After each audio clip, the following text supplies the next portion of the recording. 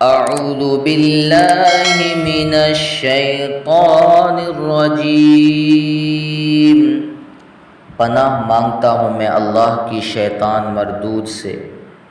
بسم اللہ الرحمن الرحیم، شروع کرتا ہوں اللہ کے نام سے جو بڑا مہربان نہایت رحم والا ہے۔ اِنَّا أَعْطَيْنَاكَ الْكَوْثَرَ، بے شک ہم نے آپ کو کوثر عطا کیا۔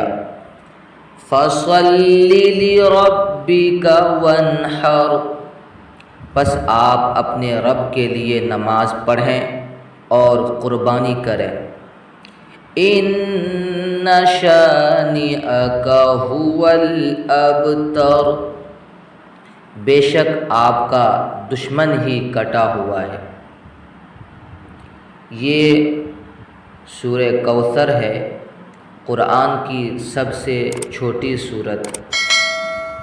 اس سورت کا شان نزول یہ ہے کہ یہ سورت مکہ مکرمہ میں نازل ہوئی ہے۔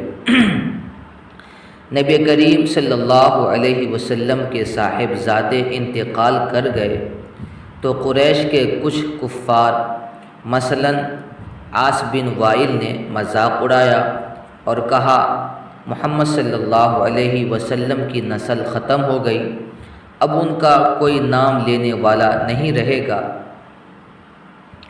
اس پر اللہ تعالیٰ نے یہ سورت نازل فرمائی اور اعلان کیا کہ اے نبی صلی اللہ علیہ وسلم، آپ کو ہم نے بے شمار خیر و برکت عطا کی ہے۔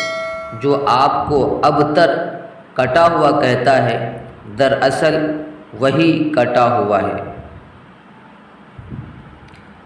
الکوثر اس کا مطلب ہے بے شمار خیر و برکت، جس میں جنت کی نہر بھی شامل ہے۔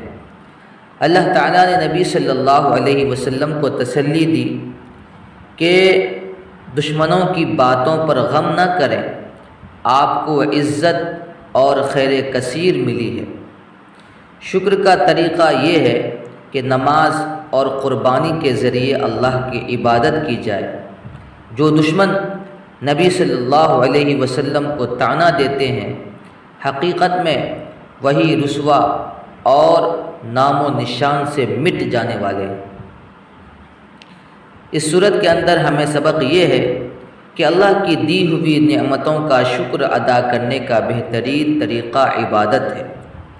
دشمنی اور حسد کرنے والا آخر کار خود ہی ذلیل ہوتا ہے، جبکہ اللہ کے نبی اور ان کے ماننے والے کامیاب رہتے ہیں۔